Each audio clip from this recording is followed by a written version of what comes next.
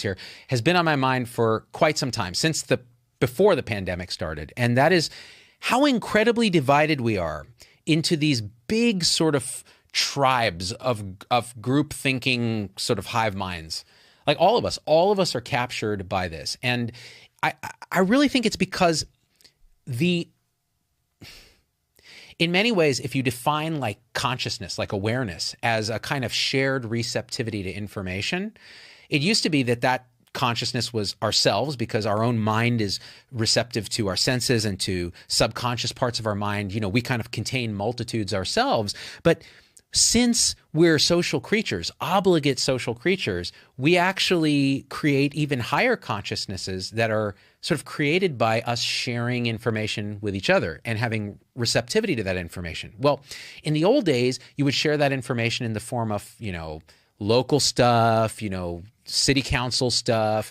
Money itself would kind of trigger how people connect, because economic incentives would do that. But since the rise of, and there was very little media, right? It was like one centralized media, a few channels, that kind of thing, few newspapers, not that much division, at least on a national level. Well, now we have this, right? And so every single person can not only create content and put it out on the web and their own sort of opinions and sort of mindset, but we can each create a collective brain that shares receptivity in the form of these social media applications, Twitter, Reddit, Facebook, all this stuff. And each of us then acts like a neuron. We have a neurotransmitter, which is like or dislike. We take in information through social media. It's pushed to our phone, which we are addicted to. So we're pulled into it. And then we respond in real time to data and information that's fed to us, and then we feed it back out, maybe with a modification, maybe with a new meme thrown on, and so on. And pretty soon you have these competing hive minds that operate on meme juice, competing for brain space. And in the world of, and they're real, like they actually exert influence downward on the individual neurons, which is us.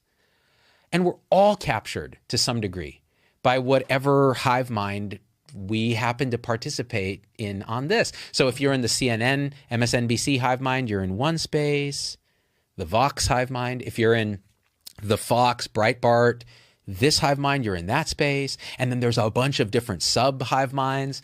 And each of them has a totally different outlook on the same data. The same world, we see totally different things. And this goes back to the 2016 Two Americas thing. Like, people who didn't vote for Trump couldn't imagine how you could vote for Trump. And people who voted for Trump thought the people who didn't were crazy. And these are all good people, actually. They actually literally are. They're all trying to be moral based on their own moral foundations that they have. We have these moral taste buds. Jonathan Haidt has written about it. And so whether we value care versus harm, fairness versus cheating, which those are very liberal values, right? Then you're going to operate in the world in your hive mind, retweeting and pushing stuff that pushes that. Or you're in the more conservative hive mind that says, hey, I actually also very value authority versus subversion, loyalty versus betrayal, sanctity versus degradation, like these other palettes, taste buds. Well, then you're going to see the world slightly differently, and you're going to orient towards a hive mind that feels more good to you. And as that mind starts to be created through the neurotransmitters and our addiction plugged into this matrix, the world starts to look like it makes no sense. If you were an objective viewer, you would be like, why are these people disagreeing about facts?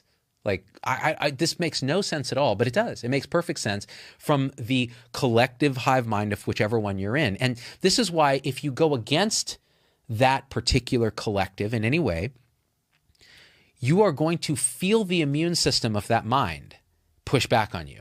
And it's going to be very uncomfortable for you. Very uncomfortable. Well, so this then gets into a story from this morning that happened to me. So I've noticed since